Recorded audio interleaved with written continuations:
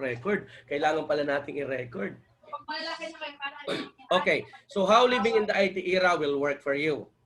So this course deals with the basic concepts and application of computer technology. It covers computers in its application to the society and industry. So this course is designed to illustrate... Pinagtimpian mo na lang eh. Pinatulan mo pa eh. Guys, paki-off naman po ng microphone. Salamat. Beloved students, kindly turn off your microphone, please. Thank you.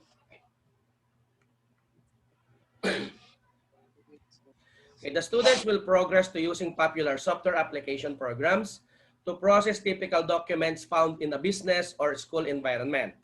The students are also introduced to what the internet is and what makes it so popular for communicating and sharing information with others. This course is targeted towards people who are new to computers or who have limited exposure to a computer prior to taking this course. The intent of this course is to impart knowledge and skill set that a participant can apply to tasks he or she may want to perform using a computer device or computing device. So what will be the course intended outcome or learning outcomes? Number one, understanding the progress of IT and the modern world and demonstrate the use of new ICT application. Identify information system in terms of hardware, software, and its connectivity. Identify the principal components of given computer systems and understand the fundamental hardware components that make up a computer hardware and the role of each of these components and perform disk operating system commands. Manipulate and familiarize the feature, uses, and functions of Microsoft Access Databases application. Apply, perform some mathematical computations. Identify threats to privacy and confidentiality. Daddy! Ano ka na, baby? Ligo na, baby! Andy, nalinisan yung electric pan nyo. Okay, sorry, ako na lang nag-mute ha. Okay, so master and familiarize with feature use a function of Microsoft Word, Microsoft PowerPoint, and Microsoft Excel with some mathematical computation. Use computer information system for both the communication and the collaboration process, share information, and create new information. So identify, manipulate, familiarize the feature, of course, of an online information resource available to assess and develop internet searching skills and to explore the priorities in online guides. Expose and experience the learning in the distance education environment. Able to use information from various sources such as textbook, newspaper, websites, journals in various formats such as maps, tables, and charts. Learn the computer information literacy skills necessary for safe and effective healthcare delivery into the increasingly automated healthcare delivery systems, and exhibit moral, ethical, and social responsibilities as a professional and, of course, the Filipino citizen. So what do we expect from you in this class? In these extraordinary times, our learning environment is constantly changing. Hence, we also adapt to the demands and to the challenges of the times. As a lifelong learners, we expect you to comply with the schedule requirement as these were meticulously developed based on the needs of the times and the requirements of the course. Since the class is online, absences will not be excused, excluding unavoidable circumstances. Also, compliance will be strictly followed since most class activities are asynchronous. There are lessons in online conferencing session which are specifically scheduled. Should you miss one of two of these, it is your sole responsibility to catch up and keep track of the class pacing. So this will be the content of our IT era. Okay? So today we have orientation. What is operating system? Next meeting, hardware devices and its usage. Third week, network and mobile devices. Fourth and fifth, of course, is file management software application. We don't have 6 because this will be your allotted for your prelim exam. 7, cloud computing. 8, security and maintenance. 9, apps and applications. 10, 11, and 12, PowerPoint, Word, Excel. and database concept for 14. We don't have 12 for your allotted for your midterm exam. 13 MS PowerPoint, 15, 14 database concept, 15 looking in the internet, 16 managing media literacy, understanding email, contacts, and calendaring. Then 17, your life online. Then 18 will be your final exam. Okay? Again, all video will be posted to our FB group at the same time to our Orange app. I will do the presentations and video presentation of all these topics and posted to that. So every time na mayroon po kayong asynchronous, doon nyo po siya papanoorin, doon po kayo magko-comment, doon po kayo magtatanong, doon po ako sasagot ng questions or dito po during our online class. So it means to say that we have an hands-on activity related to all these topics. Okay? Okay, now, what materials will you need for the course? Work device, laptop, mobile phone. A laptop or desktop is required since we will be dealing with a lot of hands-on activities as well as teleconferencing. Sometimes we use Google Meet, StreamYard, Zoom, and sometimes YT Live. MS Office application must be installed in your laptop and desktop. So don't forget to take note that you need to install Microsoft Office application to your desktop or to your laptop. But for those who are good using their tablets, using their phones with MS Office application, it is still okay, no problem with me. But it's better for you to use laptop or desktop because it's easier for us to use that one or to manipulate the MS Office application using the laptop and desktop. So this will be the grading system. So I think you are familiar. Same with other courses. And this will be my email. This will be my FB account and of course my YT account. So good luck. Enjoy the rest of the semester. Question. Question, beloved students. So far, do you have any question? Tahimik. Hello? Sir, good morning. Do you have any questions so far, guys? Sir, question. Yes, go ahead. Sir, kasi nasa asynchronous na schedule namin is Tuesday, 9 to 12. PT. Ang alin po, ang inyong 9 to 12 na Tuesday? Yung asynchronous po namin sa Anong PT. section mo, anak? Anong course mo pala, anak? PT. Physical therapy. Anak, isinend sa akin kahapon lang ni Dinag doon. Check, anak ha, wait lang. Kasi meron ako anak na complete schedule ng lahat ng course. Kaka-post lang ni Dinag doon kahapon. Pero kung ganun man, wala namang problema, anak. Doon ko na lang i-check yung gawa nyo kapag asynchronous, anak. Pero based on what I have here in this schedule for physical therapy, your where is it? Actually, I have a schedule on share ko para nakikita nyo.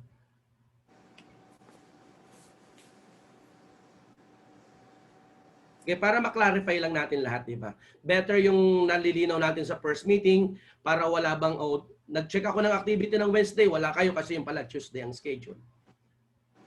So, for pharmacy kasi, 8 to 10, ito yung pharmacy. So, wala naman tayong problema sa pharmacy na So, sinend kasi sa akin ng complete schedule eh. So, for physical therapy, ako nasa baba ang physical therapy.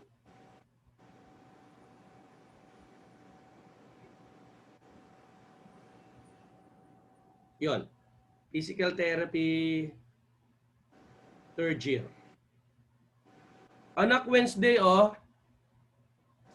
to 10.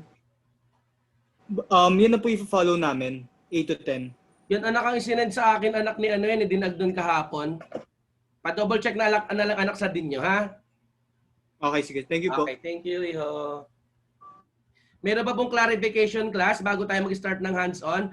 Actually, ang ginamit kong ngayon account is free. Yung Zoom ko na ginagamit nagka-problem yung sinend ko kanina. Kaya by 40 minutes mag-e-end tayo. So gagawa na lang tayo ng bagong link. Pero inaayos na lang yung account ko. Mayroon po akong account ng Zoom, nagbabayad po ako monthly. Aywan ko kung bakit di siya ma-open. Pero na-open ko kanina na wala lang. Pero kung in case ma-off tayo ngayon, ipopost ko na lang ulit yung bagong link po dun sa natin. Ha? Please bear with me for this day. May question pa po bago tayo mag hands-on? Lahat ba may PC or laptop na kaharap ngayon? Wala po, phone lang po yung pinanggagamit. Sige, kung in case recorded naman to, so ipopost ko dun sa Orange app natin para pwede mong mabalikan kapag dun sa ating asynchronous. Pero yung may mga laptop at may mga PC na kaharap, sabayan nyo ako sa hands-on. Yes po. Wala na tayong concern po, wala nang question.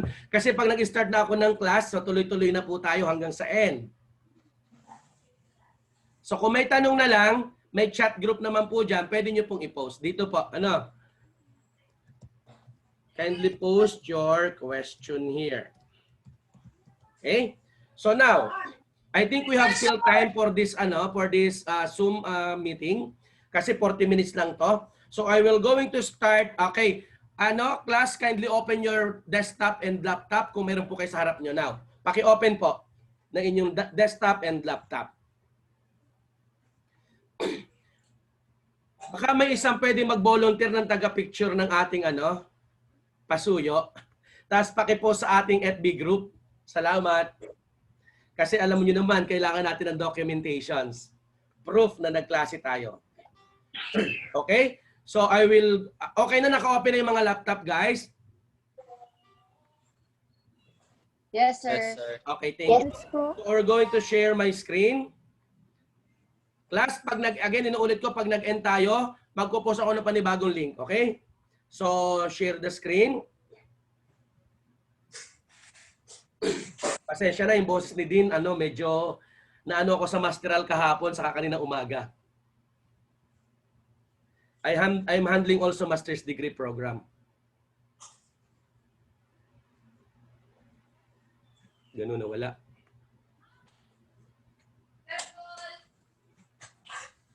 Yun.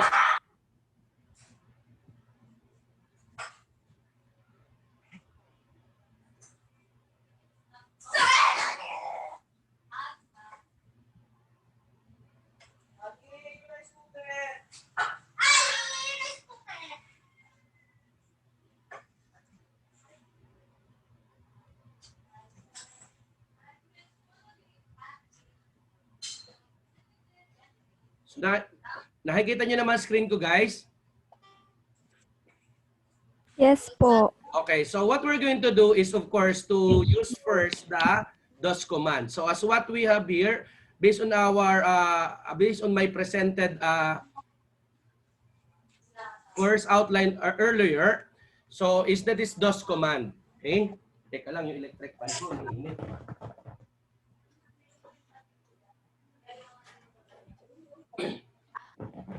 Okay, so we have two ways on how to open the DOS. No? DOS stands for Disk Operating System. Okay? So we have a start button here at the left side, down. Then we have type here to search. So it means to say that we could able to type or to search anything available in our laptop. So for example, if I wanted to open a DOS prompt or the DOS environment, you just simply type CMD. Okay? Then press enter. So therefore, we have right now the DOS environment. Okay? So again, as what I mentioned, DOS stands for Disk Operating System. Now, why do we need to know about OS or the operating system? Previously, there are certain people who are using a computer in the absence of mouse. So through the use of a DOS command, we will be able to manipulate our PC or laptop without mouse. Now, as you can see here, we have a blink here, a cursor. Now, this will be a cursor. Blinking. This is a cursor. And as you can see, we have C:/, /users, /del. Users is a subfolder. Del is a subfolder of users. Users is a subfolder of drive C. Drive C is what we call disk drive or hard disk of our laptop or computer. Okay, ano guys? 10 minutes na lang ha. Nire-remind ko lang kayo ha, 10 minutes mag-e-end tayo ha. Babalik tayo ha. Now, user again, C:, C is a hard disk. Then /users is a subfolder of C. /del is a subfolder of users. Okay? So how about if we wanted to look, or how about if we wanted to know the content of the del or the files or folders inside the subfolder del? You just simply type the word dir. It means to say directory. Dir is to display files or folder in the said folder. So press enter. Okay. So as what we have here, the content of the folder del is also another folder. How do we find out that this is a folder? We have a dir here. So dir 3D objects, dir Apple. It means to say that this is also a folder. Ano yung name ng folder? Ito po nasa right side. Okay? So, then we have here the total 1 file, 18 directories or 18 folders. Ang laman ng del subfolders. Okay. How about if I wanted to check the content or the files in users? Because we already displayed the files and content of the del folder. How about the content of the user folders? So what you're going to do for us to go to the user, if we want to go to one step backward, type cd ... Then press enter. So the command cd stands for change directory ... one step backward. cd means change directory ... means one step backward. Then press enter. So as you can see here, we are now in the users folders. Again, to find out that files and to display the files and folders, type dir. Again, to display the files of the user folder. So as you can see here, we just have 5 directories. One of these is the del. Diba? Nakikita nyo, dir del. Sa right side, may del. Ay din, ano po, Ordoc? Ano po yung 4.08 dir period lang? dir period. Ano po yan din? Yan yung mga naka-hide na folder. Automatically, may naka-hide na folder yung ating mga folders or subfolders for security of backup. Okay? Now, as you can see here, we had we display it already using the dir. So anong command ang una natin ginawa? CMD, di ba? CMD to open the DOS command. Then, after CMD, we use dir. So dir to display files. Then right after dir, we use cd ... to change the directory. Okay? One step backward. So we have 3 commands already. CMD or command, dir or display files or folders, and we have cd ... change directory one step backward. Okay? Now, how about if we wanted to go to a root directory or the drive C or the hard disk drive C? Type, of course, cd ... again. And now you are in a drive C. Sir, pwede po magtanong? Yes, anak. Sige, go ahead. Sir, yung Dell po ba, yun yung name ng user? Ano anak? Folder lang yun anak. Yung Del anak, Ah, subfolder ng users. okay po. Okay po, sir. Thank Tapos you po. yung users is another folder anak na nasa laman, nasa loob ng drive C, ng hard disk. Pero kadalasan kasi anak, kung ano yung pangalan ng iyong laptop or ng iyong PC, yun ang nasa loob ng users. Halimbawa, users Acer, user Mac, user ganon. So depende anak sa type ng iyong desktop or ng iyong laptop. Sir, yun sa akin po kasi yung apelido ko yung nakalagay. Ayun, Hindi pwede po anak yung sa i-restriction. Okay po. Anak, tuturuan ko rin kayo anak niyan, don't worry. Okay? Thank you for verifying that things. Thank you. Okay, again, we have still 4 minutes left para mag-end yung ating ano. Again, sa bagong pasok, babalik tayo agad. Ipopost ko kaagad yung sunod na link doon sa ating Orange app. Now, so at present, we are now in the drive C or the hard disk. Ang tawag natin dyan, letter drive, drive C, hard drive. Yeah? Pero yung iba, minsan drive D, drive E. Pero later on, madidiscuss ko kung kailan nagiging letter E, letter D, letter F, letter Z. I-explain ko rin sa inyo yan sa mga next lesson natin. Now, if we wanted to look for the content of the drive C, type dir again. So as you can see, we have 30 files, we have 21 directories. And at the same time, we were not able to see all of those files. Kasi nga po, we have only limited lines per screen. So as you can see here, hindi natin nakita yung iba. Kasi nga po, total niyan 21. 21 directory, 30 na files. So 51 ang total. Ang kasya sa screen, minsan 30 lang, 30. Now, Doc, paano natin makikita lahat ng files sabay-sabay? What you're going to do is to type dir/w.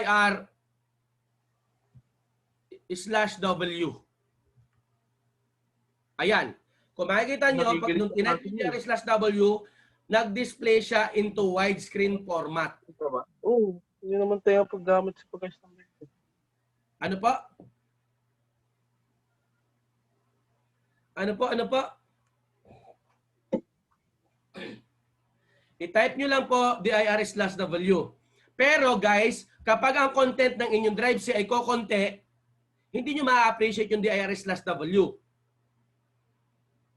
Ginagamit lang natin ang dir/w pag maraming content yung folder. Para ma-display lahat. Okay? So we're done already with cd. The number 4 command is dir/w. It means to say display files in a widescreen format. Okay? Now, we have a lot of things here in our screen. So for us to clear the screen, you just simply type CLS, then press enter. CLS stands for clear the screen. So clear the screen for CLS. Again, dir. So another way around for us to display files, if you have a lot of files in your folder, it is also allowable for us to use dir/p. Then press enter. So as you can see, the first part display. Then if we enter the another file display. So ibig sabihin pinopost niya lang. Yung first na kasi sa screen, pag in-enter yung sunod na content ng files. So pwede rin gamitin ang dir/p.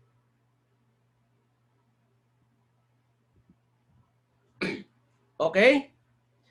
Ngayon, dahil mag-e-end na ako, lalabas muna ako sa drive C. Anong gagamitin kong command para lumabas sa drive C? Type exit. Then press enter.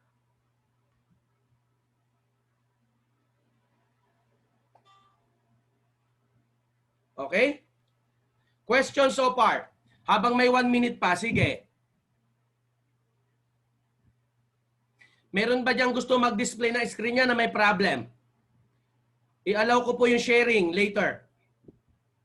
Question po.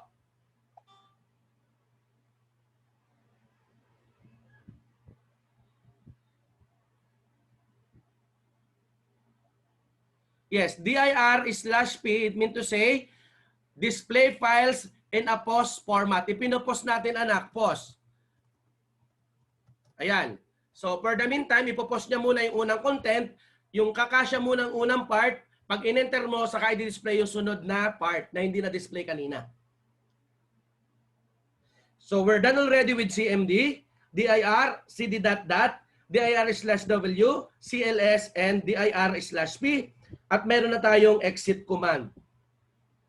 So, naka 7 command